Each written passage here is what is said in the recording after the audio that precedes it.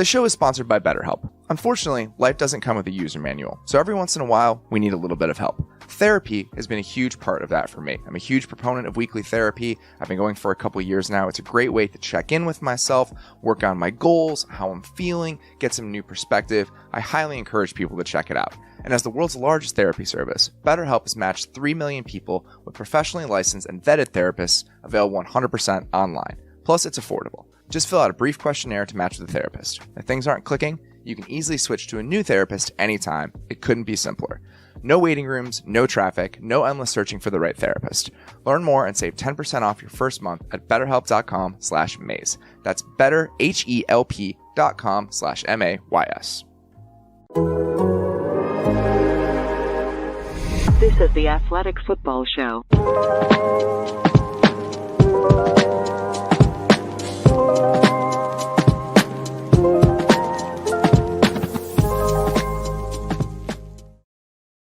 Welcome to the Athletic Football Show. I'm Robert Mays. Joining me tonight is my good friend Nate Tice. Nate, how you doing, buddy? Doing well. The stream started right as I was writing a note. I feel like I got caught changing or something like that. I was like, so everything's okay, but I'm doing well. How are you? How are you in your home away from home, I should say?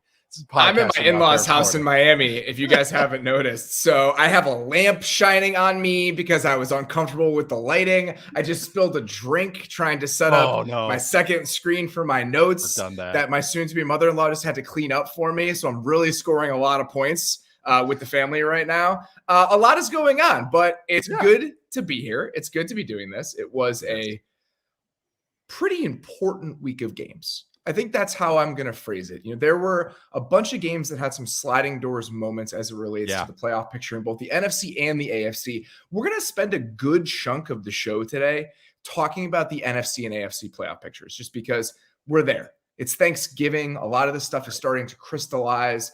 This is one of those moments where I'm spending a lot of time with the tabs open, playoff picture tabs, playoff odds tabs, what schedules are remaining. So we're going to do a lot of that today. We're going to talk about pretty disappointing loss for the Bucs in a season full of them, get into the Broncos kind of hitting rock bottom.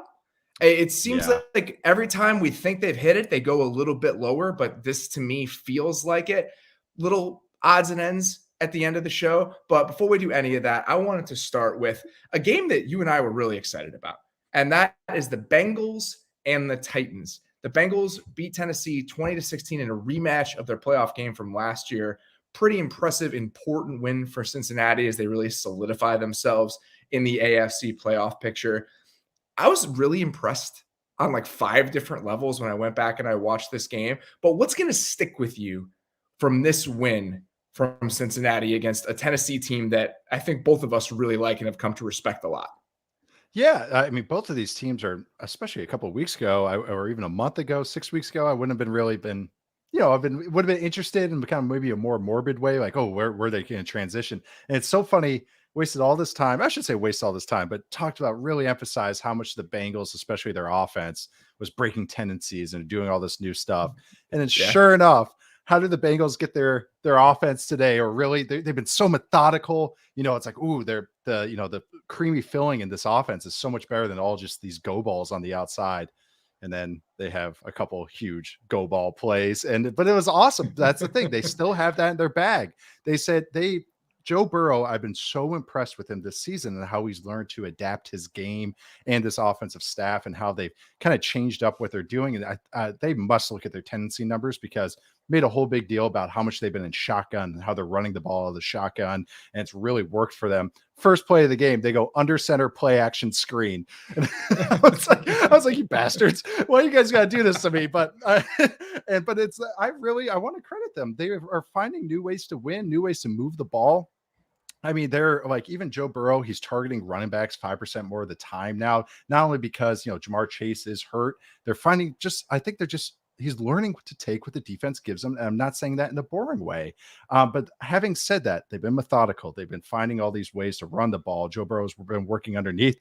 Oh yeah. They got back to the explosive plays this week. They had 10 explosive plays, which was their tied for their season high on the day. Also Joe Burrow, who has not really been resorting into that kind of extend the play and scramble. He scrambled 4 times today. and he only took 1 sack, and that was a 4-yard lost sack on second down, which is such an improvement from last year, which was like, he even had the comment where he's like, oh, who cares? It's third down sacks. We'll just punt it away. He only took 1 sack. He scrambled 4 times since that week 5 game of the Ravens, where we talked about there's this big shift with this offense. He's only scrambled 3 times total in those weeks since week 5, and scrambled 4 times today. 13-yard gain on 2nd and 10, 4-yard gain on 2nd and 8. That's an efficient play. 13-yard gain on 1st and 10, 6-yard gain on 2nd and 10. All efficient plays for the Bengals. And that last one, I'm pretty sure one of those was the play immediately preceding the big completion to Williams on 3rd down that he got outside the pocket. So on back-to-back plays, he's using his legs in smart, efficient ways. That was one of the hallmarks of what they did on offense today, was him running smart and him picking the right moments to do that. And then you just have a couple scattered plays where it seems like, and it's a 50-50 ball, just kind of throwing it up there. But even that, he's picking his spots to do it. He knows exactly when he's supposed to take those shots. And the one to T. Higgins for the touchdown is a perfect example. He sees that matchup, and he's going to take that matchup. And then even the deep outbreaker to T. Higgins on that 3rd down for that big conversion. He understands exactly the timing of that play, how to take that play. And then it's a combination of understanding how to take one-on-one matchups on the outside when he has them, running in smart situations. And then there were a couple little designs they had today on some really gotta-have-it moments that I was very impressed with. They had a 3rd and 5 on that same drive. He hit the deep outbreaker to Higgins. It was empty, and it was a 2-man route on the right side. They faked slant flat. So Boyd started like he was going to the flat and then broke it back inside on a 3rd down. And just that combination of, my quarterback is very smart and accurate. He's taking fewer negative plays. I have matchup advantages because I have really talented players. Oh, yeah. By the way, Jamar Chase isn't playing. And I'm going to throw in like 4 or 5 little wrinkles. That is the recipe of a very good offense. And especially when you consider how well they protected him today. You know, I know the Titans aren't full of banshees tearing off the edge, bendy pass rushers, but they still have the guys up. There's a brutality to the way that they play defense and the way that they affect the pocket. And they did not control the game today. And I think that says a lot. And I think he did such a good job of every single time they weren't pressing the pocket. And Bud Dupree did it once, and I can't remember who it was in the second play, gave up contain. He was sitting there willing to take it in smart ways. And so I think that was the offense. I'll be honest with you. I was more impressed with the defense today than I was with their offense on a few different levels. There are a few guys and a few elements of stuff that I think we should point out and talk about. But I thought that the way that their defense played, I went back and I rewatched that entire game, and just the smile on my face in some of these moments, just a reminder of top to bottom what sort of unit this team really has. And that's the thing is, okay, the Titans had the long screen to Henry that, it's so hard to call it like, oh, the Henry touchdown, but it wasn't a touchdown. It's a Treylon Burks touchdown. But by the way, Treylon Burks' first touchdown in the NFL. What a bummer. To have your first touchdown be a fumble that you recover in the end zone. I feel like Chris Carter's like first touchdown or something like that was the same way. It was like a fumble recovery or something like that. But why I want to mention that is that play was different than how the Bengals played all day and all season. They are such a good tackling team. It is such a fundamental. You absolutely saw that today. That's why that was the one highlight. And if you watch, there was no gains to be had. If that guy caught the ball 3 yards, he's getting tackled 1 yard or less or fewer. It was just one of those performances. And this is how they play. They're a smart team. They know how to adapt their game plan, which is always so fun. But they also, they make it hard on you. Like the Titans had a big game to this up the seam. I want to say it was to Hooper, and they completed it. But it was a 4 push, where the backside safety pushes to the seam, and it was bang, bang. And it was such a big hit. So the fact that you hit a big gain on them, but they make it tough. It's not like there's just a free runner, like when you watch the Dolphins against the Texans and there's like 20 guys just running free on every play. It's like it's when you get a big game, you have to earn it on this defense. And that's awesome. I'm so high on this Bengals team. Like they are just overall a really balanced, good team, finding different ways to move the ball in offense, and they make it tough for you on defense. And I'm really, really impressed with this team right now. It's kind of the big picture takeaway I have from this is that they're very similar to what they were last year, and that makes them dangerous. Like they win this, they have a murderer's row down the stretch. Mm-hmm. Their schedule is awful, But if you look at a lot of the numbers and a lot of the projection systems, they have a very good chance after this game of eventually making the playoffs, even with that schedule looming. And if they get in, I think they're going to be pretty dangerous. I want to save that, though, because I do want to talk about a couple specific guys on that defense. Mike Hilton had 2 TFLs today. I don't even know if they'll technically be TFLs. They were like tackles for no gain. One, he's knifing into the backfield in the run fit from his nickel corner spot and just tackles Derrick Henry alone in the backfield. Okay. That's the play we're talking about right here. Him taking the C gap and seeing grass and just taking it. Like, there is nothing cheap about this. This is like a linebacker who sees grass and takes it. Nick Westbrook-Akina is supposed to block him on this play, and he's just horrified by how fast he's moving downhill to make this play in the backfield. And the other element of this, them getting DJ Reader back, it is impossible to overstate how important it is for their run defense. On that specific play, he's holding up, I believe it was the left guard, just stonewalls him. There was a play inside the 10-yard line. It was on the same drive where Burks had the huge reception. So the Titans are driving. It's 2nd and 5. Reader eats a double team and doesn't just eat it, gets actual push while getting double teamed, playing on the other side of the line of scrimmage. That dude is a monster. And him, Hilton, Cam Taylor-Britt had a couple really nice tackles in space today, playing physical. Jermaine Pratt has been awesome over the last few weeks. The Pittsburgh game, he was just jumping off the screen. Their defensive line keeps those linebackers clean so well. I mean, their run defense today was absolutely fantastic. I had some stats about it, and I can't believe I lost them. But excuse me. So they were, on average today, their average on the Titans carries, they averaged negative 0.05 yards before contact in this game on their rushes. So on average, the Bengals were making contact in the backfield in this game. And that's exactly what it felt like. So you have all these guys we like, and even though they don't have stars and their offense has kind of found themselves and the line is playing better. And now, again, pull back a little bit. How good is this team? And like, what can they do? Like, if they get into the dance here, or if they somehow win the AFC North, which we're going to get into this in a second with the Ravens losing, seems very real, even if Baltimore's schedule down the stretch is much, much easier. I mean, I'm suddenly looking at this team and just thinking, I feel like they can kind of make some noise based on how they're currently constructed and how well they're playing right now.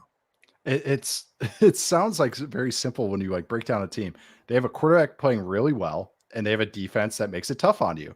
That's and a playmakers. Good combo. And playmakers on offense that can take any carry or any catch and make a big play out of it and win 50-50 balls consistently. And that's what just this team is. They're going to hang with every team. Like, they are going to make, no matter what. I don't think they can there's a matchup for them where it's like, man, I don't know how they're going to stop them. Man, I don't know how they're going to put up points. They're finding different ways. They were not an efficient team today. They were an explosive team. The last 6-7 weeks, they've been an efficient team. And last year, they were an explosive team. Like, they're just finding these different answers to what you're trying to do against them. And like, I want also Mike Hilton had one of my highlights the whole season. He's the back safety guy when they take a knee when a victory formation, and he practices running back footwork when he does it. And it's hilarious. And that's like, really funny.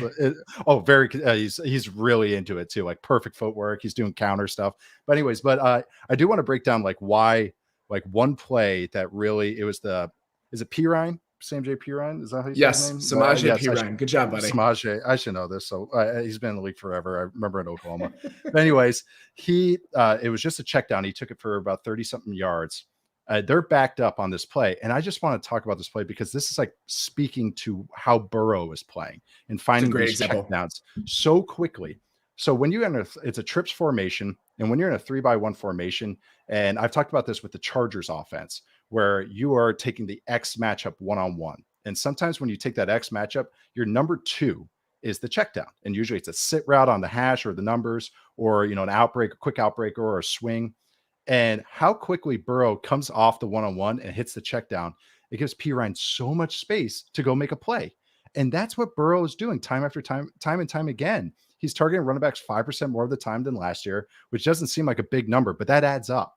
And these guys are making plays. That happened in the Steelers game last week. And it's not just the down the field, dig tendency breaker that we talked about. It's these checkdowns. They're just staying on schedule. They're not accumulating negative plays. That was their offense last year. It was negative play, 25-yard gain. In the beginning of this season. Yes. Negative play, 30-yard gain. Oh man. And wow. This team, they hit those big plays, but they're not consistent. Now they're just adding up. They're stacking up, getting guys on base, singles, doubles, getting on base. And that's what this offense is right now. I know. I want to sound like I'm gushing. I really want to emphasize how much I'm enjoying watching this team just find answers in ways that I didn't think they would. But I also just, he's hitting the tight end on benders. He's finding different answers. It's actually like taking Chase out of the offense has helped Burrow kind of be more of a complete progressor. When you got a guy outside the numbers like Trenton Irwin, it's pretty much a 1-for-1 replacement. Right? He actually has made a couple big plays. That one play, the back shoulder throw was a huge play. Legit. In this game. And he had one last week too. He's had a couple. I know. Okay, this guy, insert name, create a player right now. But then they're just finding different answers that the other play I want to break down too was that just real quick was the other tendency breaker they had. The first play of the fourth quarter, they go under center again. It was 1st and 10 after they've been under center, running the ball, under center, running the ball. Ran a play action, hit a corner out to Higgins. So it was the first play out of the quarter. So obviously they talked about hey, we're going to get him here, and they got him. So it's just like you said, it's calculated shot plays, calculated big plays, and they have guys that can win. So credit to them. Good players, good coaching right now on both sides of the ball. Good job, Bengals. I want to contrast the good feelings that are obvious in this conversation about Cincinnati with some real hesitance about the way that Baltimore looks and the way that they're playing. I know that they were up, and we'll talk about this game. The Ravens lose today to the Jags 28-27. They're up 9 points and lose the game again. And here's what's frustrating about the Ravens, okay? I can do this two ways. Baltimore, again today, is up by 9 points deep in the second half, okay? Yep. They have 4 before? trips inside the 15, and they come away with 4 field goals.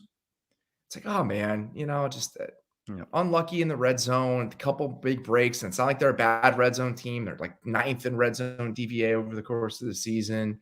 And they have a fumble inside the 15. But then you go back and you watch it, and it's just really, really hard to feel good about where this Ravens team is right now. The running game did not look good today. You have guys running into each other. The quarterback run game didn't look very efficient or very smooth.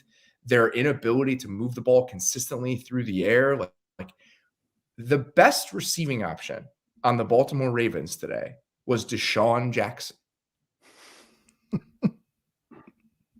who all of a sudden nowhere. I knew they signed him, but I had a split second. I go, man, there's another Deshaun Jackson in the league. I had that split second. I was like, wow, another Deshaun Jackson. I was like, oh yeah, they signed him again. Deshaun Jackson, he felt like the most explosive player in their passing game. There was a stretch in this game on the same drive where they had a chunk play to Deshaun Jackson, where on 2nd and 12 after TFL, their get back on track play was a screen pass to Patrick Ricard that we both tweeted about instantly because we were disgusted. On the next play, they threw him the ball again. Yep. So right now, after this game, I believe he has 12 targets this season. The NFL record for targets to a player who weighs at least 300 pounds over the course of a season is 13, set by him last year. And I know that he's been fine when they've thrown him the ball, whatever. Yeah. The idea that he's a real part of their passing game and that the most explosive that they look is throwing the ball to Deshaun Jackson. Right. It is just so difficult. Even if every number, DVOA, efficiency numbers, EPA per play, whatever, the offense is fine. And over the course of the season, they have been fine. They have all these leads in games. But when you get down to it, it's just so difficult for me to feel confident about them because the passing game just looks disjointed and inconsistent. Yep. They don't have receiving options that scare you. And there's enough moving parts that go wrong in the running game often enough where I'm just like, I just can't get into a groove feeling good about where this team is, even if their schedule's really easy, even if they're going to make the playoffs. And I just contrast that with the way that I feel about the Bengals right now. And it's hard not to put those two teams next to each other when you kind of see the changing of the tides potentially in the AFC North after a day like today. Yeah. And I mean, these are the players who had 3 or more targets today for the Ravens. So Mark Andrews had 7. Totally makes sense. Josh Oliver, 6. Devin Duvernay, 5. Okay. That makes sense. Demarcus Robinson, 4. The Chiefs receiver 4 last year. Patrick Ricard had 3. Deshaun Jackson had 3. So half of Lamar's pass attempts went to Demarcus Robinson, Josh Oliver, Patrick Ricard, and Deshaun Jackson.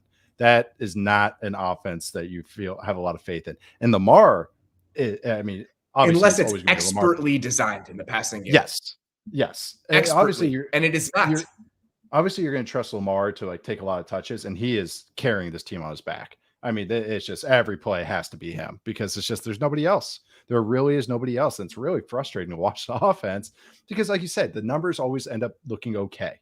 Like they'll get some explosives in the run game. Once in a while, they'll hit some explosives in the pass game. But it really doesn't scare you over 60 minutes. They always run out of steam. No. They run out of ball plays. It seems like the fact that Ricard has to be there on third down, and you could say, oh, there's fullbacks that play on third down all the time. Juice Check, Alec Ingold. Those guys are can actually gain some yards. They're actually solid receiving. They are potential for explosive plays. And that's my concern with the Ricard screen is what is the best case scenario on this play? Right. 8 yards. That's why you're designing that. You only get 60 plays in a game. Why waste one of them on that? That's what I don't get. Just even if it's why does it hurt to get Mark Andrews? Get Mark Andrews a screen on 2nd and long. Get someone that actually can create some yards after the catch. You might be scared that Mark Andrews will set the ball up like a volleyball set because he's the most frustrating ball catcher in the league. But that's what doesn't make sense. You only have so many plays. Get the ball in your best player's hands, even if you only have a limited amount of weapons. And I know Randy Stanley didn't play in this game. I think you could see that in the run game, especially just feeling disjointed. And there's so many plays where it's guys running into each other and TFLs and the overall efficiency numbers look fine, but you just watch it happen. It's it's just so hard to feel good about where they are right now. Yeah. On the flip side, in this game, I mean, you had to be just on another plane of existence watching Trevor Lawrence in the fourth quarter today. Static. Dude, but I will say that when he got stuffed on the QB sneak and then he got strip sacked, I was like, oh God, here we go again. Here goes me on a Wednesday tweeting 6 plays and people going oh, confirming your priors. You're always defending him. And then the fourth quarter happened, man. And it was fireworks. The firework factory happened. I do want to go through each and every one of those 4th down throws I tweeted today. Let's do it. Let's do it. Okay. Let's go. All right. So this is the fourth quarter. This is just the fourth quarter. He had some other throws throughout the game. 2nd and 15. They're down 9 points at this point in time. They run stick not to Evan Ingram. So that's already, those words do not sound great coming out of my mouth. That's usually their explosive plays. I actually, if I had to segue this, I was going to say, speaking of poor weapons, but is the Jaguars. Stick not is a little outbreaker for number 2, who then takes it vertical. Yeah. Yeah, and when the Rams were struggling in 2020 to move the ball in there, they ran this. This was their way to get an explosive play. So they run the stick nod. It gets covered. Trevor moves in the pocket and finds the backside dig to Jamal Agnew, another name, for 17 yards. So so that's already a great start right there. 3rd 2.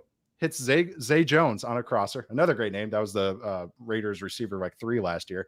Hits Zay Jones on a crosser on mesh as he's getting kneecapped by Calais Campbell. Zay Jones is 2 yards behind the line of scrimmage because he got rerouted so badly on the crossing route. Okay, doesn't matter. Still finds a throw because he's a baller. 4th and 8, corner route to Zay Jones over Marcus Peters. That was just dropped in the bucket. And after I tweeted these plays, the Jaguars fans were just saying, you should have heard the stadium after that throw. They said it was just gasps. I didn't know you could do that. Later that play, they have a 3rd and 2, and they run this awesome man beater that Andy Reid and Doug Peterson love, where they cross the running back. It's usually in the red zone or near the goal line. It's the running back cross releases into the flat, and Patrick Queen couldn't sort it out. Jermichael Hasty gets it, so that converts, but it was a great little play call. I love that design. I don't know why more teams don't run it. More teams have, but it's that everybody should have that play in their playbook. Then 2nd and goal, short motion, fake crosser to Jamal Agnew. He runs a flat route. Perfect throw. Makes it a 2-point game. Okay, they get the ball back after a turnover, field goal. Now they're down 7 with under 2 minutes. I think they had no timeouts to start this drive. They go 4th and 5, an out route to Marvin Jones with Patrick Queen right in his face. Then he hits a 2nd and 10 bender to Christian Kirk. Then he hits a 3rd and 6 out and up to Zay Jones. That was gorgeous. And then a 1st and goal fade ball to Marvin Jones. All of this is tempo. Well, they're lining up, just go, go, go. The touchdown's awesome because they're lining up. It's like 25, 24, the clock's ticking down. And you see him get everyone set, and he glances over at Marvin Jones, and he's like, I'm taking this one-on-one. Like, let's go. Gets the ball, he holds the safety and whips it over there.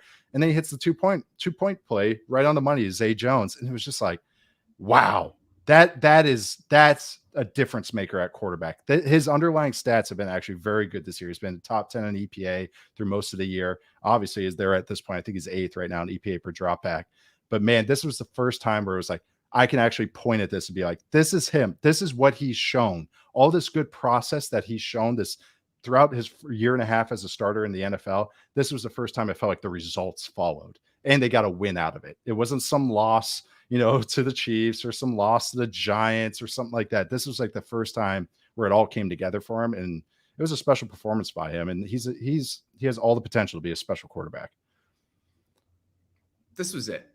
Like the exact types of throws where it's whole shots down the sideline, it's benders up the seam. I mean, his ability, the way I described it, it's like a laser show. And what he can do in the intermediate areas of the field. And that's where he's best. That's where you really see the arm get shown off. He doesn't have as big of an arm as some of these other just like out of this world alien quarterbacks that we watch. But in the intermediate areas of the field, it's the same way he was at Clemson. You remember when we were talking about him before the draft and we're just talking about those seam balls that felt like they were rising, in that 10 to 20 yard area? That's what he looks like throwing some of these balls. The ones down the right side, and even the touchdown that he had to Hasty was, oh my God, that was great. It was a beautiful play design. What I loved about it was empty. It was empty, and they had Kirk, I believe, run a little outbreaker from the number 2 spot, pulled Peters up, and then they had a Hasty down the right sideline.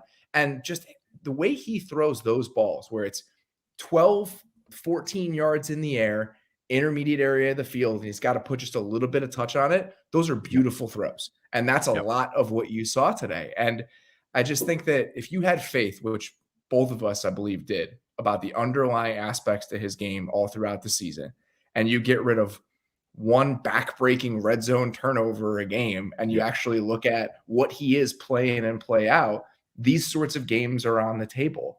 This is a dude who's 20 games into his career now, almost 25, with the worst imaginable circumstances last year, with circumstances this year that are fine.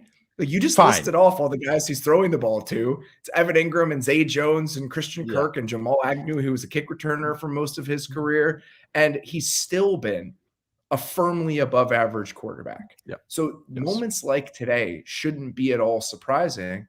And if you're a Jags fan, you can sit here and hold performances like this and just say, all right, like we got a guy. There it is. And I don't think there was any question from either of us that they had a guy after the way he played over the first half of the season. It was more about what the ceiling is.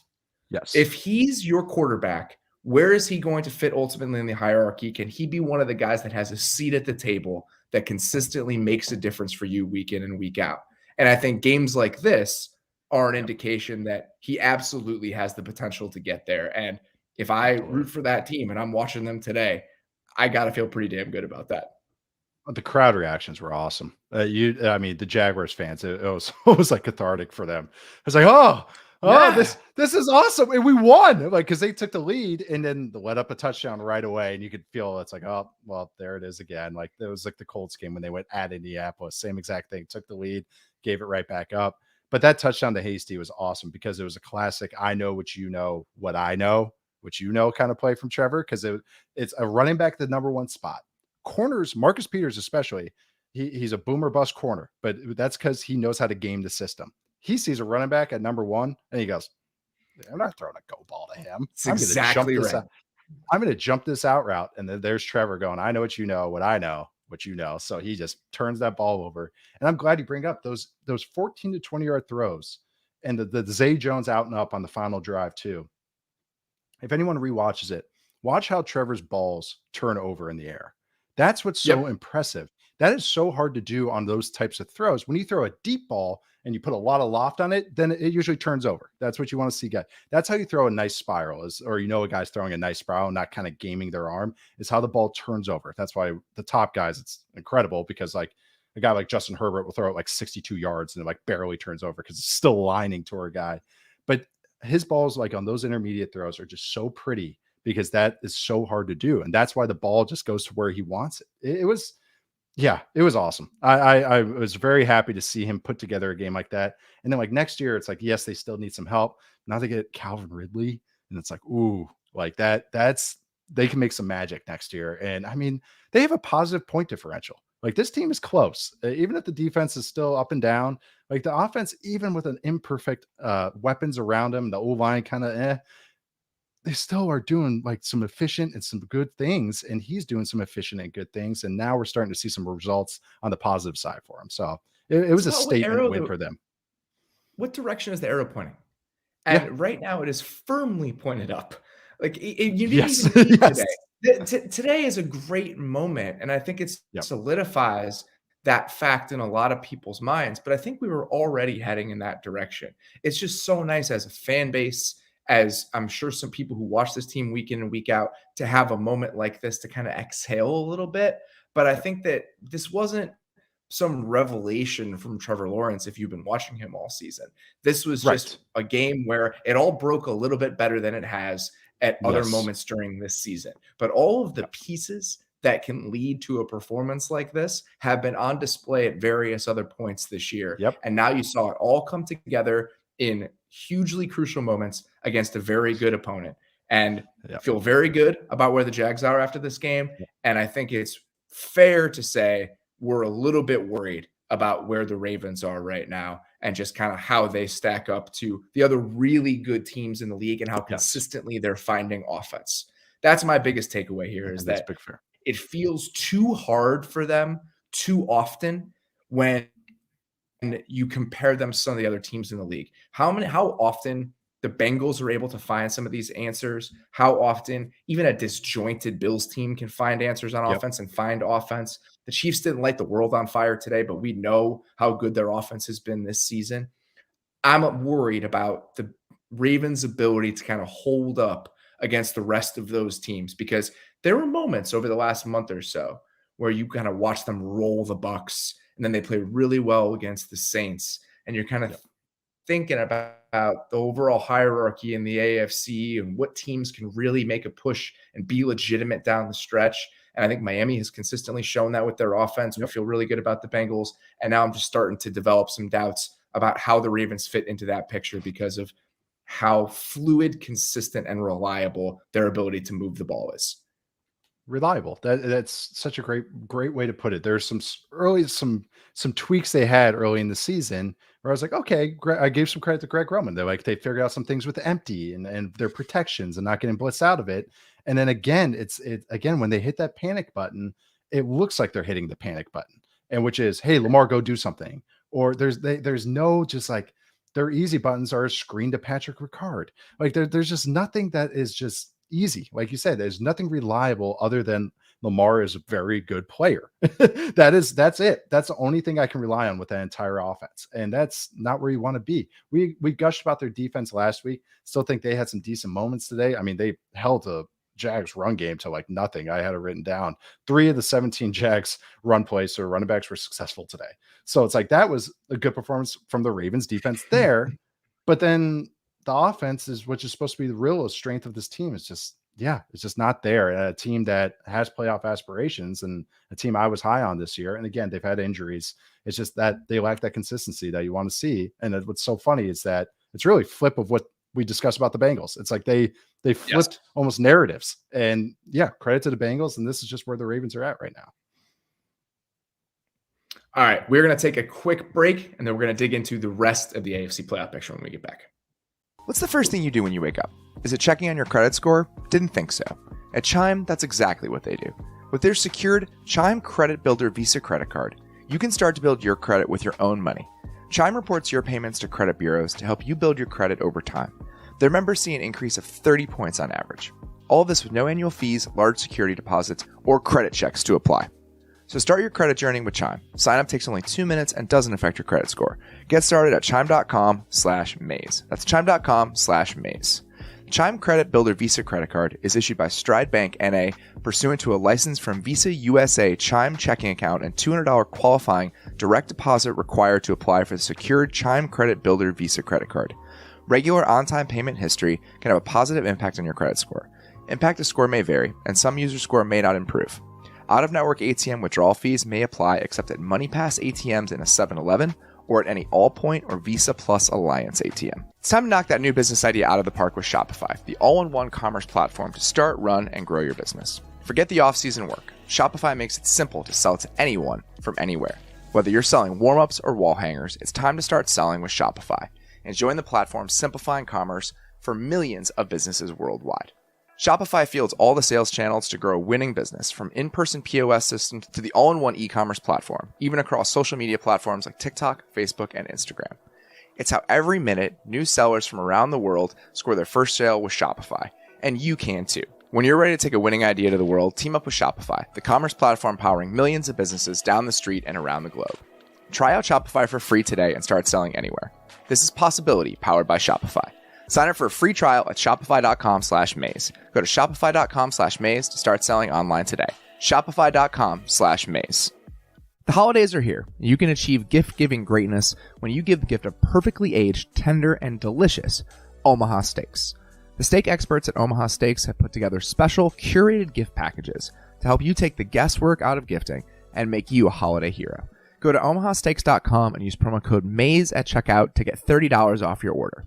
You can send an assortment of mouth-watering favorites guaranteed to impress, like the legendary Butcher's Cut Filet Mignon, air-chilled boneless chicken, ultra-juicy burgers, and even easy-to-prepare comfort meals that are ready in a flash.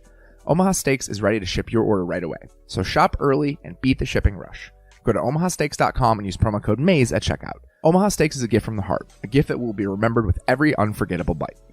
Order with complete confidence today, knowing you're ordering the very best. Visit omahasteaks.com and use promo code MAZE at checkout to get that extra $30 off your order. Minimum order may be required. Gentlemen, you had my curiosity, but now you have my attention. All right, we're cheating a little bit.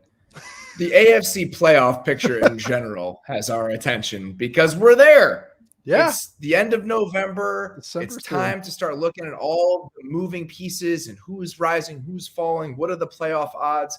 Our Austin Mock at The Athletic, I seem to check them every 12 hours or so, like what the actual playoff odds look like. The Tankathon draft orders. Yes. Those are the two things. That's what I'm really looking at right now.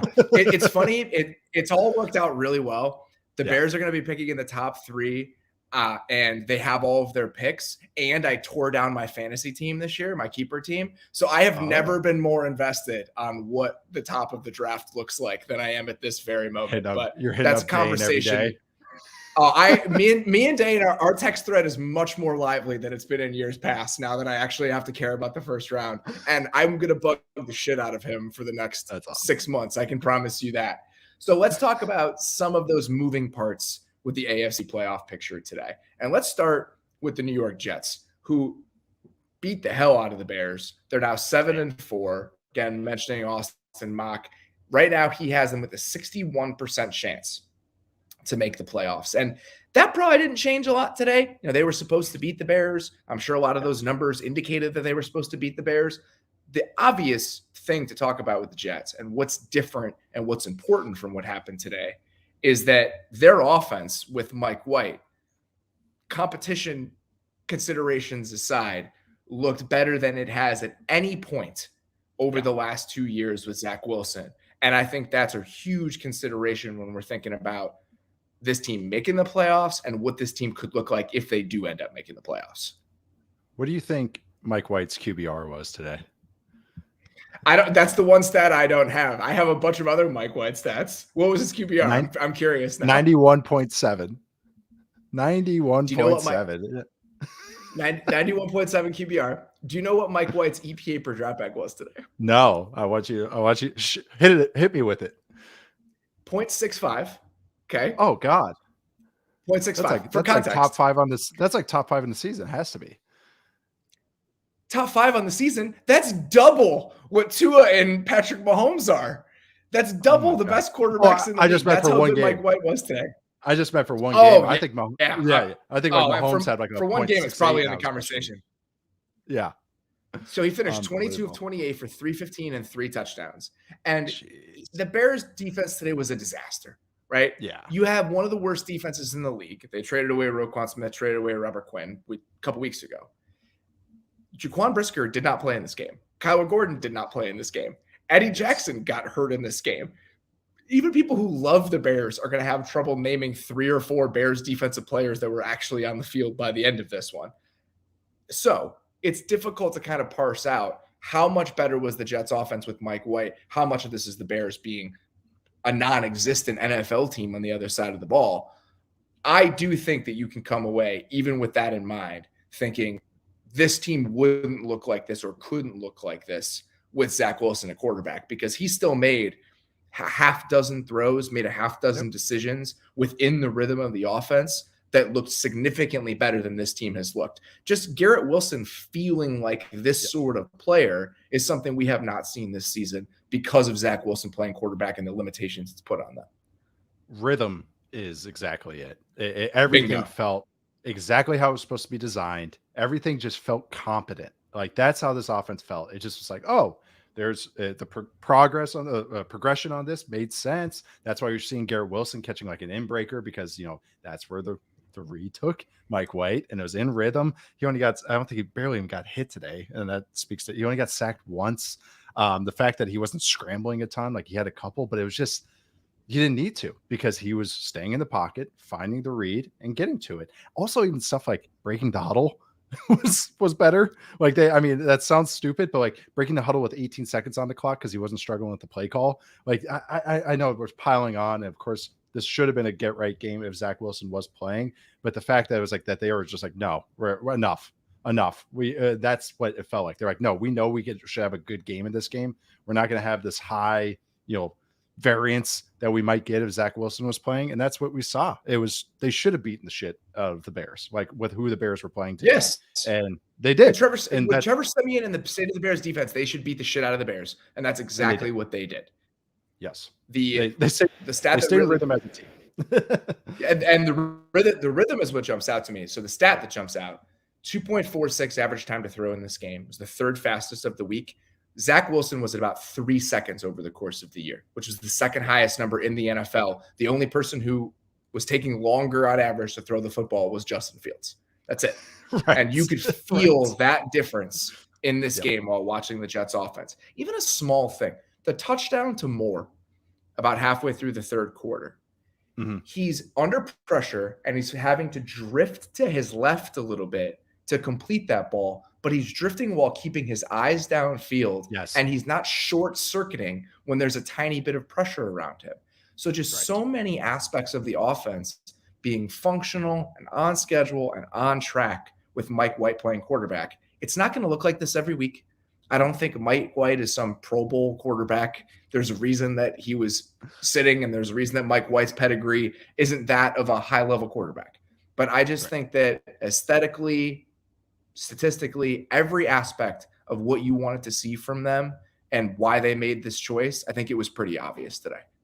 Yeah, there's a huge difference, and you can see this so many times, especially with young quarterbacks. And this was the Drew Lock blemish. There's a difference between wishing something open and knowing that something's going to come open. And like you said, he kept his eyes downfield, and that's what it felt like. Mike White knew every play. Mike White knew where his weaknesses were. Mike White knew all that stuff. I feel like you only could say his full name. It has to be Mike White, Mike White, that's it. Yeah, no, Mike White. That's always how it's going to be. That's how.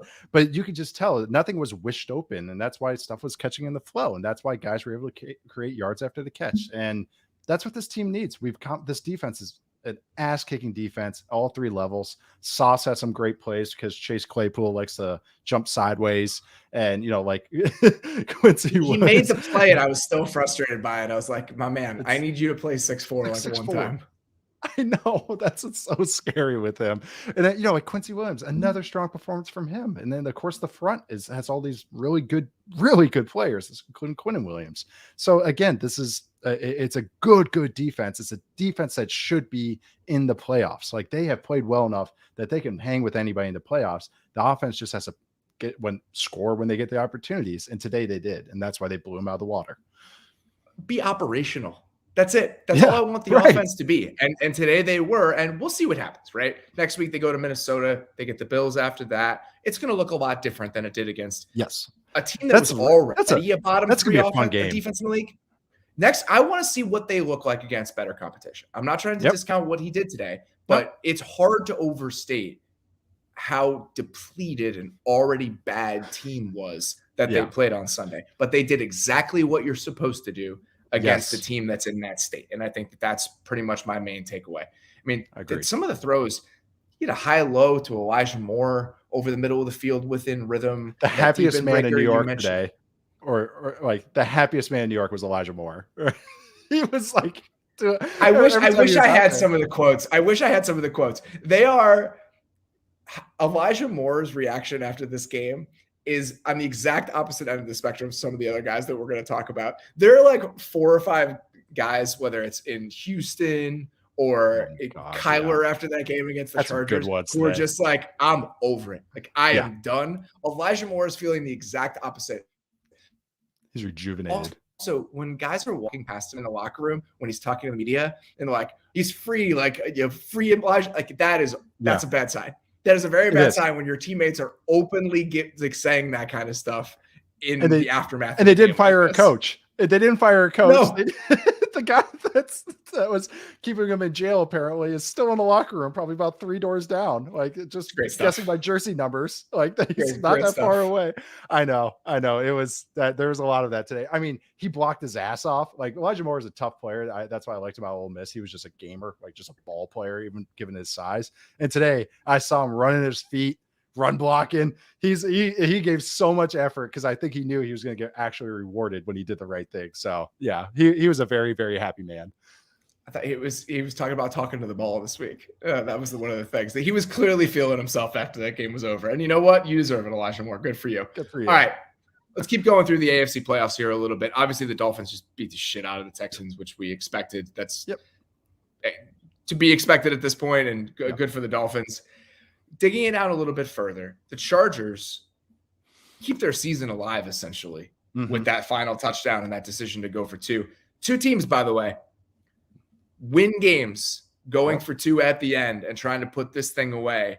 And let's acknowledge that. Let's give them credit. Those are some of those moments that if that goes wrong, we're having a very frustrating conversation over the next 24 hours. Thankfully, did not happen that way. Love the 2-point call, by the way. Loved it. From the Chargers. Like, absolutely loved the play design. If you guys haven't seen it, they motioned Austin Eckler out from the backfield.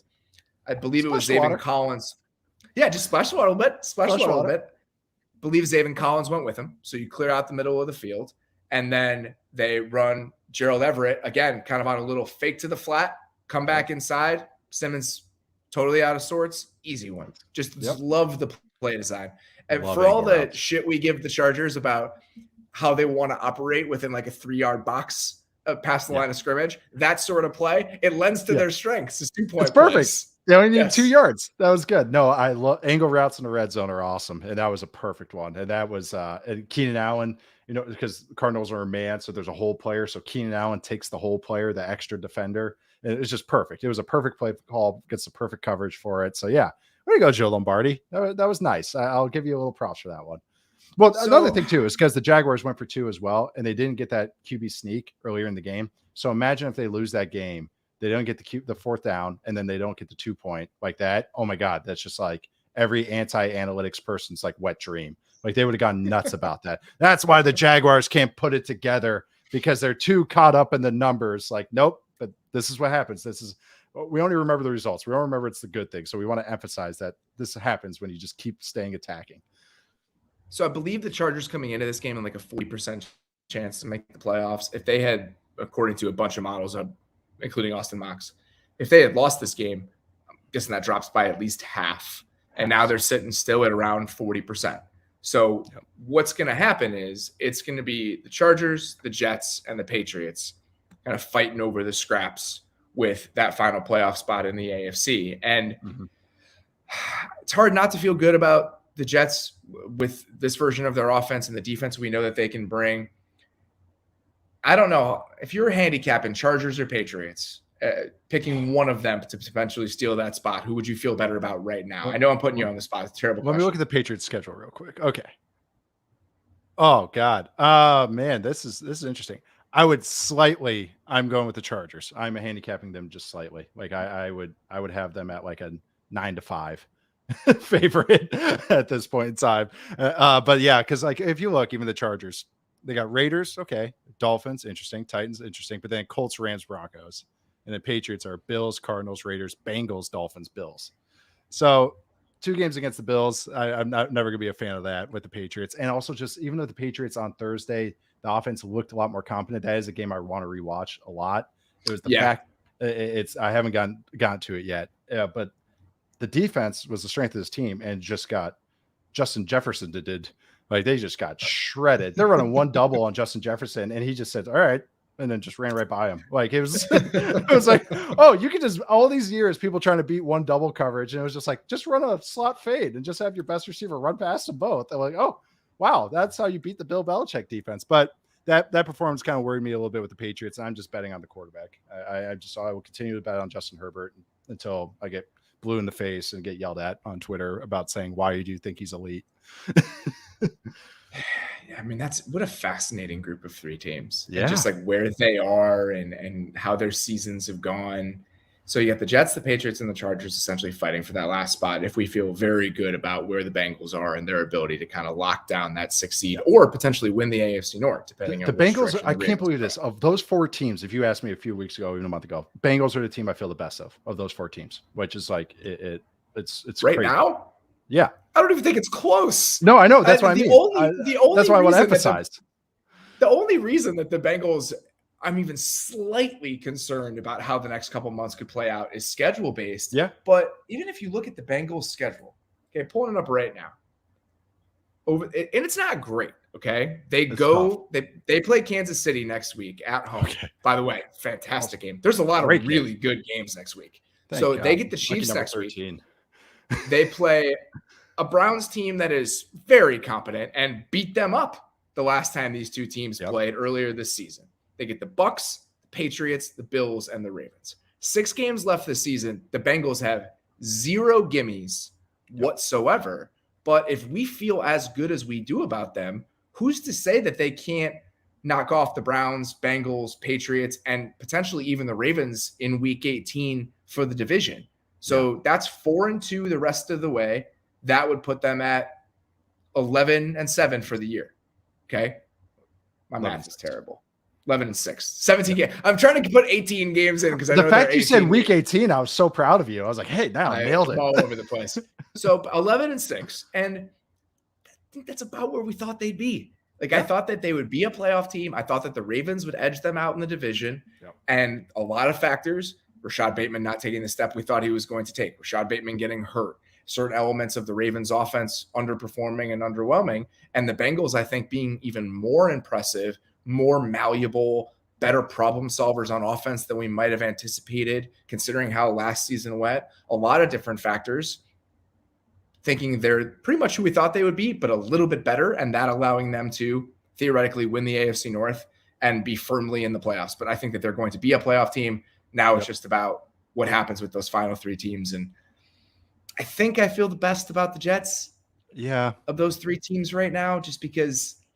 Like, this is how I always think. It's like, who has the best unit? And it's like, okay, I like the Jets defense a lot. And like that, of all these, are you betting on the Chargers offense? It's like, not really. I'm not betting on the Chargers defense because you can just run on and it. I'm not betting on the Chargers offense right now. Exactly. Because they're just so inconsistent. So Beller just asked us, we think the Ravens could fall out. The Ravens schedule. Let's contrast that with what the Bengals are dealing with right now. Okay. The Ravens over their last 6. Oh my God. Here are the last 6 games of the Ravens season. Broncos, Steelers, Browns, Falcons, Steelers again, Bengals Week 18. So even a Ravens team that we don't love could probably sleepwalk to 5-1 over that stretch based on the competition that they're playing. That those Steelers-Ravens games are always weird, but the Steelers are in such a bad spot right now. So I think that's why, even if you're not excited about the current state of the Ravens, their schedule is so bad down the stretch that it's really hard to imagine them falling out of the playoffs. And it's honestly really hard to imagine them still not winning the AFC North just by bounces of the ball here over the last month and a half. God, I know that's such a contrast schedule. Like opening that up and just seeing Broncos right away was like, oh, okay, that's already easier than anything that the Bengals have to face the rest of the year. So no, I know it's a good question though. It's super interesting. I mean, all these teams are imperfect, but they're also like, they all have interesting aspects with them. And it's just so funny that the Ravens, I feel kind of like a little more lukewarm, and it's like, yeah, but they probably have the easiest path of these teams. All right, let's get to the NFC wild card picture here, because there's also a lot to dig into. Washington wins kind of a season-changing game. I mean, if that ball doesn't get tipped and doesn't get intercepted at the end and they lose this game, I have to imagine that their playoff odds probably get halved or take a significant hit. Right now, after winning that game, they have a 57.5% chance to make the postseason, according to Austin Mock here from The Athletic. I just don't know what to make of that. You watch this team and the offense is just, they have a couple chunks every once in a while. They put against the bad Falcons defense. Like, if they sneak in, like, do you think that they could realistically win a playoff game, or is this just kind of a good for you guys, way to edge out the other bad teams in the NFC? Like, you stumbled in, not sure it matters really much. It feels like that Washington team a couple of years ago. That's what it is. They're built through the front of their defense. They're going to make it tough on every offensive line that they play against, and then it's like a race to 20. That's what all their games are going to feel like. And how many sail routes can this team complete? They're the king of sail routes, and including one to John Bates. Shout out John Bates, my guy. Love Jahan Dotson. I love Diami Brown. We both love Scary Terry. John Bates stepping up with a touchdown today on a sail route. Of course, cool design actually. By the way, they like little motion on it. They basically created a 4 strong on it. It was pretty cool. But that's the thing. They're going to give team issues, and you got Heineke. And it's just, you got Heineke. Like the best quote I've seen, there's a guy I follow, and he follows me on Twitter, Start Kyle Orton. He's very funny, Bears fan. And he tweeted this, and I was talking about Pickett and Heineke because I compared Pickett to Heineke. And he said, there what happens if Jimmy G hit his head and woke up thinking they were Josh Allen. And that is just so perfect in so many ways. His pick before the halftime was exactly that. He tries to throw an over ball in triple coverage, and he threw it with confidence. It wasn't like he double clutched. It was like a throw a prayer. He hitched up with like, yeah, I'm lying this bad boy in there. And it goes right to the linebacker. Linebacker didn't even have to jump, hit him right in the chest. And it's like, that's what it is. He can giveth and taketh. And so that he's, depending on his plays, how well they're going to do, how many explosive plays he can scrounge up, how many third downs he can scramble for. I think the defense will keep him in every game. Because like we said last week or a couple of weeks ago, the DBs, they figured out how they're using their DBs. This defensive line, Payne got that tip ball. Jonathan Allen's playing like an all-pro. Montez Sweat has a great year. Chase Young's going to come back hopefully soon. They're going to hang with a lot of teams, but I think it's more of a good for you season for them. So right now, I think the Giants have like a 50% chance or so to make the playoffs. The Seahawks are still at like 66%, and Washington's chances are better than half right now. Mm-hmm. So it kind of feels like potentially the team that could fall out of this is the Giants, which shouldn't necessarily be a shock to anybody based on the level of talent the Giants have on their roster. Like the first half of the season, the first half of the season was great. The Giants were so much better than we could have anticipated, but the Giants running out of steam among all of these teams hanging out in the bottom of the NFC, I don't think should be overly surprising. There's a huge game between Washington and the Giants this weekend. They play back-to-back games, or at least Washington plays them 2 weeks. I think they go Washington or New York by New York. The Giants compliment to them. Like they have maximized what they got on both sides of the ball. That is like, if you're a Giants fan, you should feel so great about what this coaching staff has done. But just watch that Cowboys game on Thanksgiving. It's like you said, they ran out of steam on this in the season potentially. They still can make a run. Who knows? They're going to have good game plans every week. But you watch that game against the Cowboys, and it was like, oh, this is a talent wins out kind of game. Talent won out in the end. And that's the difference having a quarterback like Dak and a quarterback like Daniel Jones, who again has done some fine things, especially with his legs and how they designed him. But there's a maximum, there's a cap to what they can do. And that's what it kind of feels like is kind of sort of happening to them right now. I also feel like you watch the Seahawks today, they lose that game to the Raiders. It still feels like they can potentially sneak into the NFC playoffs, and the numbers would dictate that they would be one of the 7 teams. I think they still have a better than 50% chance at a lot of different places. They also, you watch what they did today. Their defense struggled against Vegas.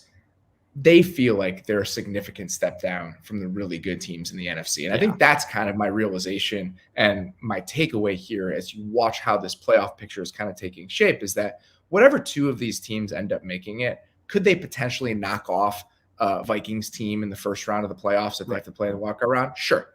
I think they could do that. Yep. But I think that there is a significant difference between the way that the Eagles are playing, the way that the Cowboys are playing, and then the way that the Niners are probably ultimately going to look by the end than these teams that are in the back half of the NFC playoff picture. Yep. And I think that's really crystallized over the last couple of weeks. Those 3 have it's really created a separation. And like we said last week, thank God, like some other teams are stepping up, like the Niners and the Cowboys, along with the Eagles. Like the Eagles are going to beat up a lot of teams, and that they are hard to defend, and unless they play one of these other really good teams in the NFC. And that's the thing with the Vikings, is that the Vikings they've stacked a couple nice wins against the Patriots and the Bills. And then, but it's like, you look at them, it's like, well, the point differential, like the Jaguars have a better point differential than the Vikings right now. Like, they're just a weird team. And if you're trying to tier it, I think that there's a tier of 3 at the top. Yep. The Vikings are probably alone in the middle, and then you have the tier of teams at the bottom. And if we want to, we can argue about how you stack up the pecking order of those 3 teams at the bottom. I don't really think it matters. I think that those 3 teams are kind of sandwiched together, and then you have the Vikings in their own little world of middle ground mediocrity, and then you have some teams that are really, really good. And in the case of Dallas, especially, kind of coming together at the right time and looking really, really dangerous. So that's how I would kind of handicap the NFC right now. How about the Seahawks, though? They got the number 4 pick right now with the Broncos pick. Like the Mariners made the playoffs. Their Geno's looking great. Their rookies are looking awesome. Things are looking great. Every single bit of this is cream cheese for the Seahawks. Like all of this is just house money.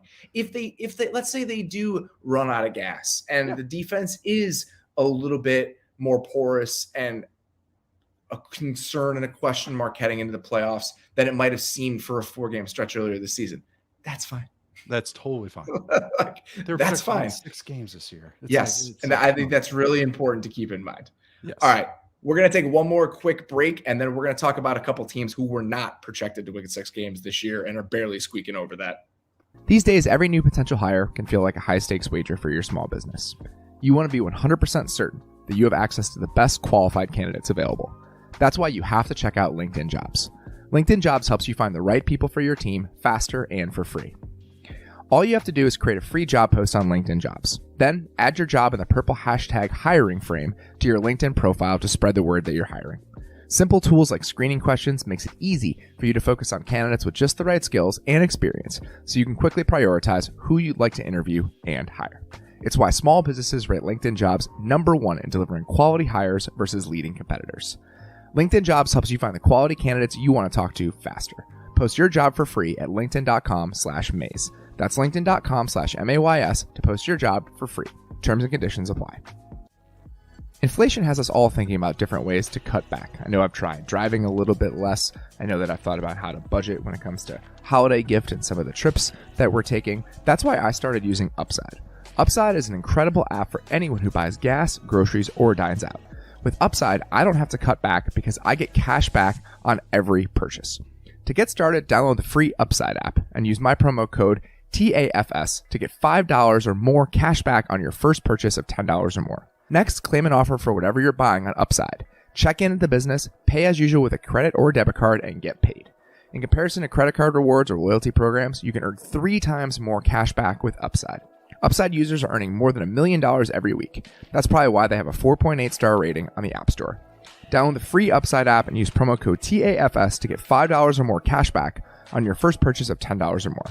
That's $5 or more cash back on your first purchase of $10 or more using promo code TAFS. Russell Wilson is a champion on the field, but off of it, we rarely know the grind on the path to greatness. There's a new podcast series you need to hear from Russ and Audible, Think Like a Champion. Russell Wilson, alongside co-host Harry Wilson and the late Trevor Moawad, digs into how high-performance athletes, artists, and leaders push the boundaries of their potential. Hear two-time Super Bowl champion and MVP Von Miller deliver sharp insights about performing at your highest level in moments of extreme pressure. Or NCAA champion Tim Tebow discuss how to find your unique personal mission in the world. Each episode features interviews with Olympic medalists, NFL stars, business leaders, and a special episode with Ciara. Hosts will swap stories and share anecdotes and share proven mental techniques that have gotten the world's most elite performers across the finish line and beyond. Available for free on Audible or wherever you get your podcasts.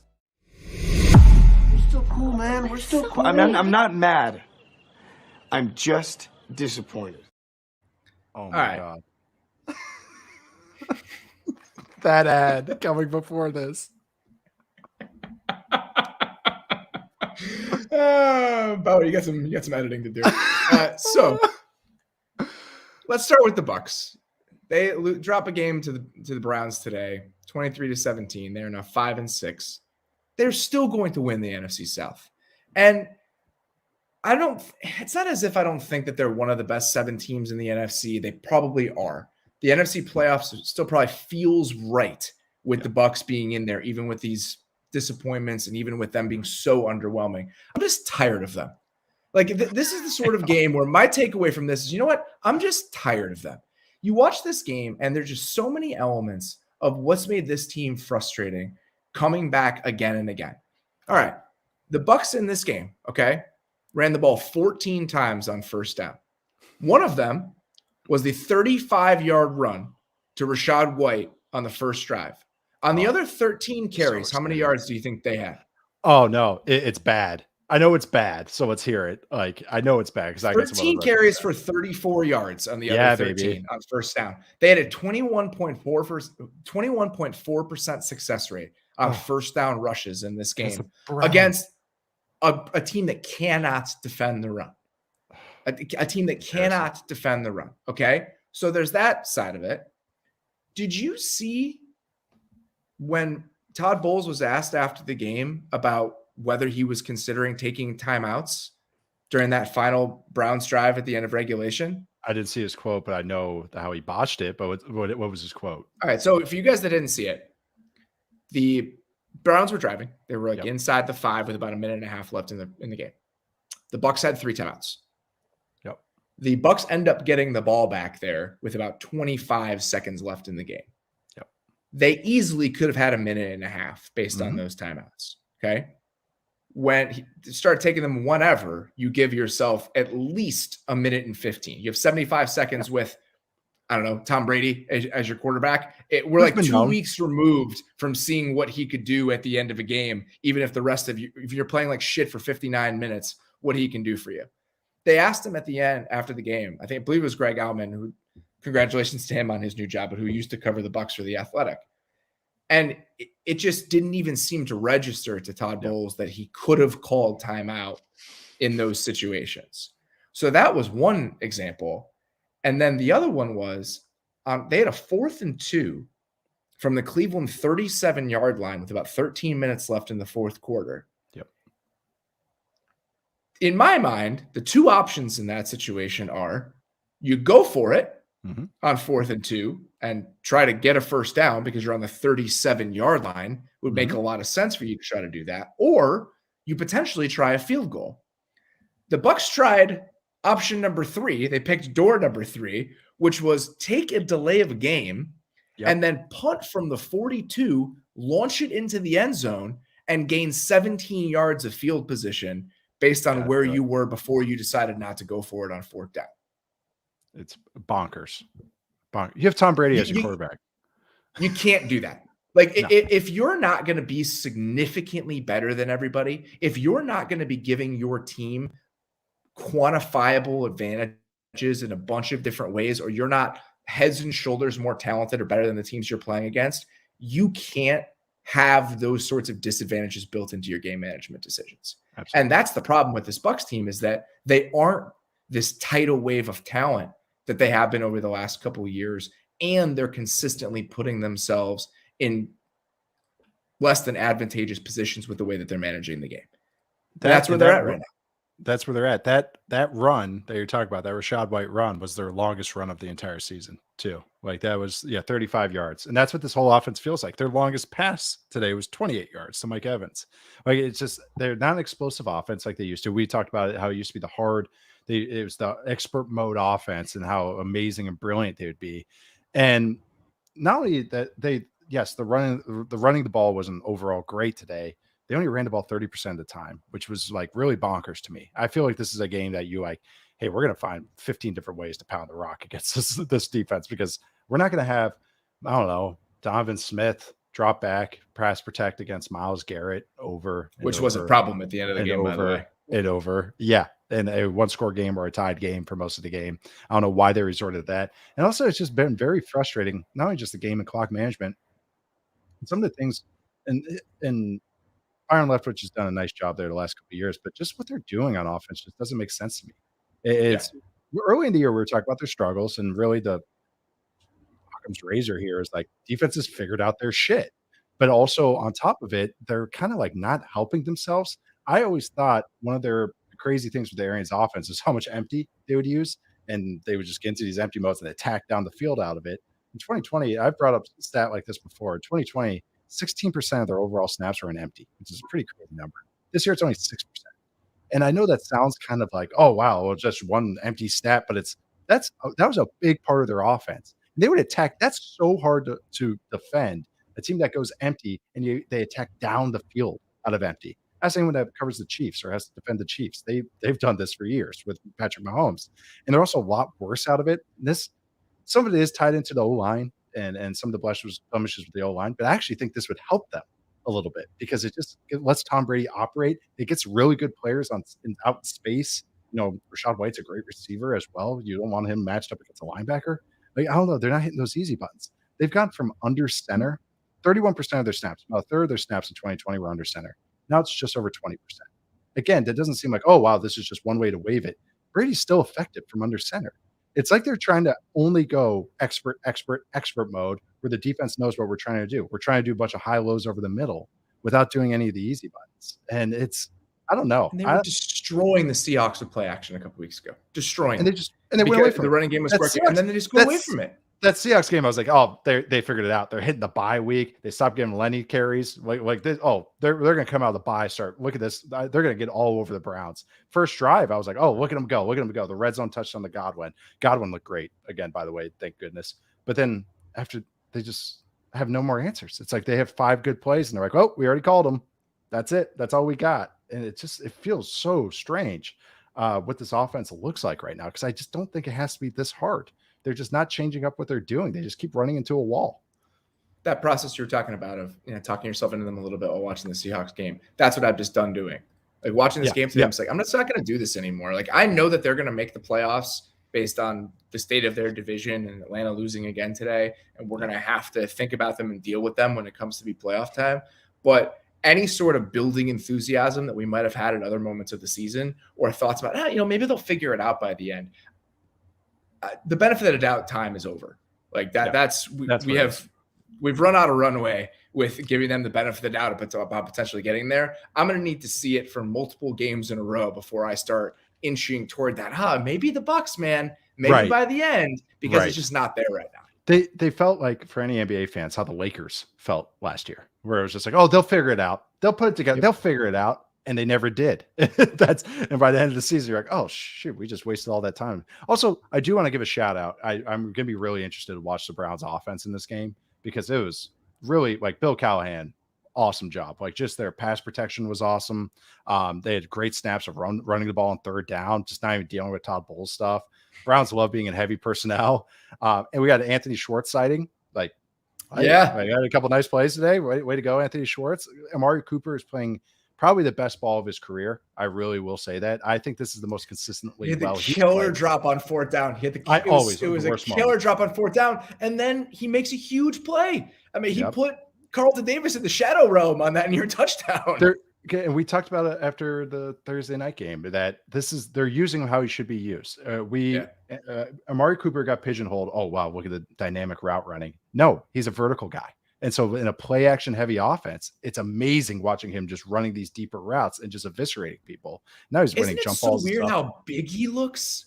He's like when huge, you watched him in Dallas, he never felt that big. And then you watch the way that they're using him now, and it's like, oh yeah, I forgot that he was like a top 5 pick and like a no doubt about it top 5 pick and is built that way. Right. I don't know if it's the uniform or just like his usage within the offense. Browns uniforms aren't slimming. I know. I literally don't know what it is, but you watch him play and it's like, man, he just feels so much bigger than he has at other points in his career. And he's playing that way. 2 other guys I wanted to mention on the Browns before we move on. Myles Garrett. Oh my God. Swings that game at the end. I mean, he has the sack on the second to last drive. He gets draws the illegal hands to the face penalty that ends up becoming a huge moment. And then he gets a pressure on the final Brady incompletion on the same drive. And then the other guy who would love to see the all 22, but just TV copy over the course of the entire game. Martin Emerson had some really nice moments against Mike Evans in this game. And this is a dude who big body corner, not overly fat, super young, not a ton of long speed, but the fact that he can kind of physically go toe to toe with Mike Evans in this game, a bright spot in a position group that has been more or less disappointing this season that the Browns have spent a ton on. So I thought he had a couple really nice moments in this game. I was very impressed with the limited snaps you could see just based on the TV copy. No, it's a great call. Yeah, he I know a guy that worked with the Bleacher Report that did DBs really liked him as kind of like a sneaky day 2 kind of guy. And so it was kind of cool seeing his name flash up a couple of times. The one thing that I remember about him is that he's super young. And I could be wrong. That's like the one thing I remember because I'll be honest, I didn't watch him coming out. I think he was out of Mississippi State. So, but no, yeah, a great shout out there. But again, this is where that term comes in with Myles Garrett, closer. That's where he's a closer, and he closed that game, like just coming in like Mariano Rivera, just throwing sliders. You have nothing. There's nothing you can do about it, and that's what he did. Martin Emerson, 6'1" and 5/8. 200 pounds, 96% percentile wingspan, 97th percentile arm length. He has like offensive tackle arm length, and 36th percentile 40-yard dash runs a 4.53. So there you go. It's exactly what I was expecting when I opened this mock draftable page. Big, long, physical, not very fast. Didn't have to be very fast in this game because again, he went toe to toe physically with Mike Evans. All right, last one here before we get out of here. Broncos. I'm not mad. It's not even that I'm disappointed. I'm like beyond disappointed at this point. Every time you think they hit rock bottom, it goes a little bit deeper. Yeah. And you have Mike Purcell yelling at Russell Wilson on the sideline today. Russell Wilson trying to explain it away after the game by saying, we're trying to get on the same page. He was trying to provide a spark. And it's just gotten to the point where I thought that, especially during the first half of the season, some of the commentary about Hackett and his future, I was like, everybody calm down. Like, you know how bad you have to be to lose your job within the first half of the season as a head coach? You know how bad you have to be one and done as an NFL head coach? But it just keeps deteriorating, man. Yeah. I mean, you have to be this bad.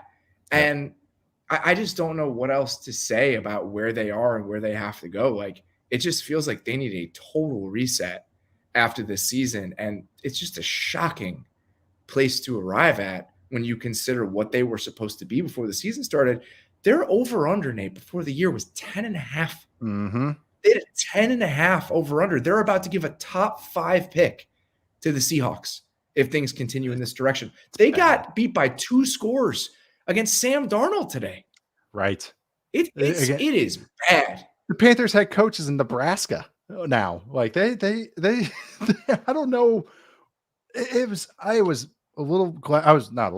glass half empty. I was a glass quarter empty with this team. Does that make sense? Yeah, it does for me now. But I thought they would figure it out. I was like, okay, probably in middle of October, they'll start putting stuff together. They'll figure out what this offense is. They'll stop listening to Russ and how much empty he wants to play in. And it's just, oh my God, it's just every week it's worse. Like, And it's like comedy of errors, just the game management stuff, special teams not having enough guys out there, or having too many guys out there, timeouts, false starts, delay games, just one after another, and just all the play. Even my boy Pat Surtain was getting his ass kicked today by DJ Moore. And I was like, what's going? No, what is this? It's that's the problem. Is that when it starts to erode to that point, that's when you just need to pull the plug. Everybody's just like, fuck it, like that. You never want to get to that point. That's what it feels like. Russ has thrown 8 touchdowns this season. There's a meme going on right now. Can't remember the account, but there's a bathroom-o-meter about whether Russ will throw more touchdowns than bathrooms he has in his house. I believe it is, and he's getting close. And I think so. His TD percentage was 2.3%. So this year, there have been 8 QBs that have played 16 or more games in the NFL season that ever since the merger that have had a TD percentage of 2.3 or lower. And that includes, so 8 QBs, Russ would be the 9th if it maintains this course, which I can't wait for this list. You got David Carr's rookie season. You got Trent Dilfer's rookie season.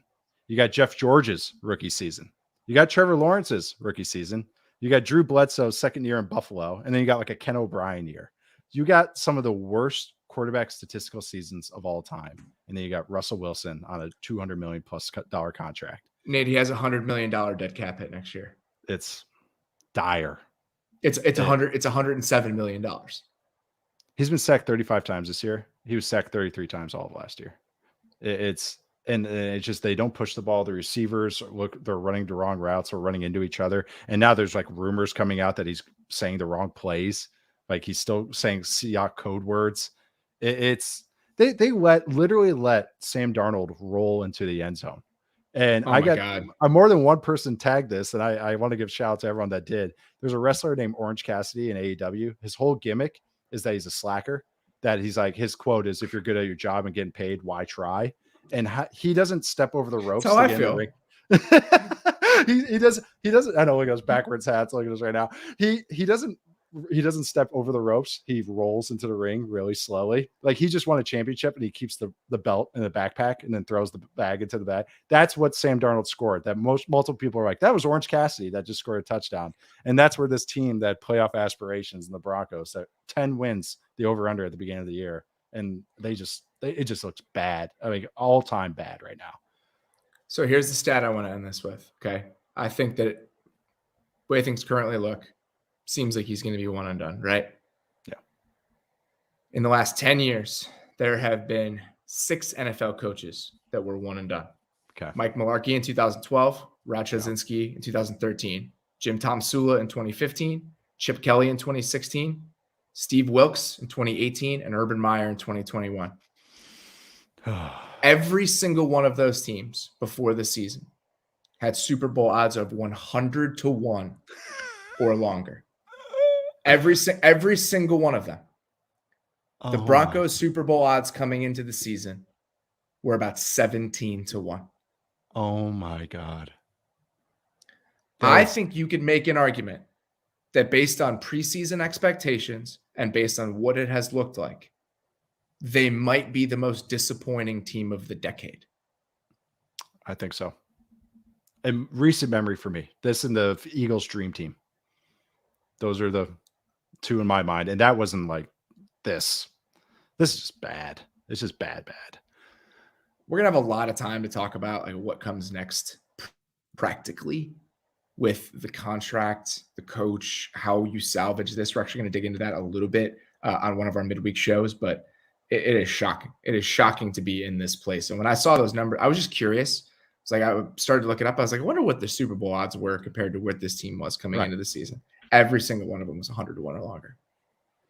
Even if you go back a little bit further to Hugh Jackson in 2011, which is kind of a weird situation with the Raiders, they were like 66-1. So still, and you compare that to what the Broncos were before. And that was the year they went undefeated in their division or something. They had the weirdest record ever. They were like 6-10 and went 6-0 in their division. That looks more competent than this. It's bad. It's really bad. All right. Couple notes before we get out of here. Josh Jacobs leads the league in rushing. Jesus, I'm on the East Coast right now. It's 11. I know that's right. 1:15 in the morning. I'm doing real good. Josh Jacobs leads the league in rushing. 229 contract yards year today. Contract year, Josh Jacobs. Good for you, Josh Jacobs. Good for you, Josh. He's getting paid somewhere.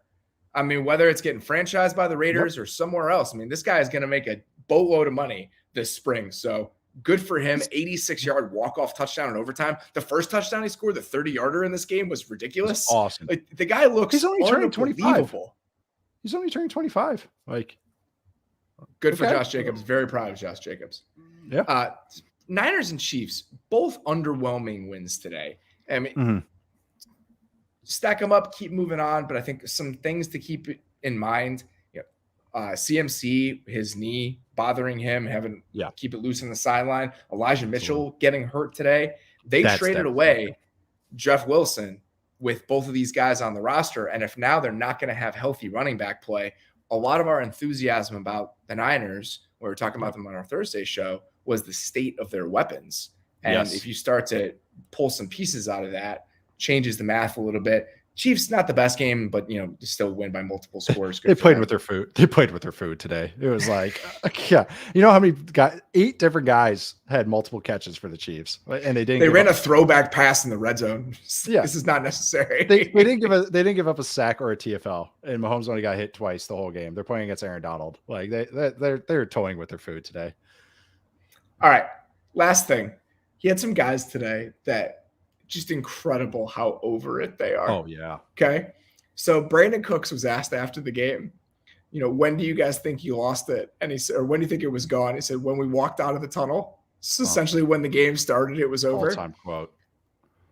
They, Kyler Murray after the game talking about the 4th down that the Cardinals had, he said we were schematically fucked, which is really, really good. They were clearly going awesome there. It was someone pulled it up. It was like a zone read, and they had like a flat, and it was like if he handed it off, he should have handed it off, but it didn't matter if they handed it off because there was like a free runner in the backfield. So it was a TFL or Kyler go do something, which is the Cardinals.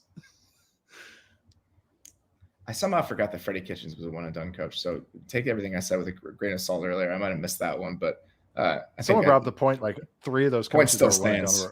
3 of those guys were Balky hires too. So that's, oh my God, that's I just had to throw that out. Well, let's just take everything I said with a grain of salt, but I think it still stands everything I said before. And then obviously you had Mike Purcell yelling at Russ today. So a lot of guys just like fucking over it. But hey, they're on the same page though.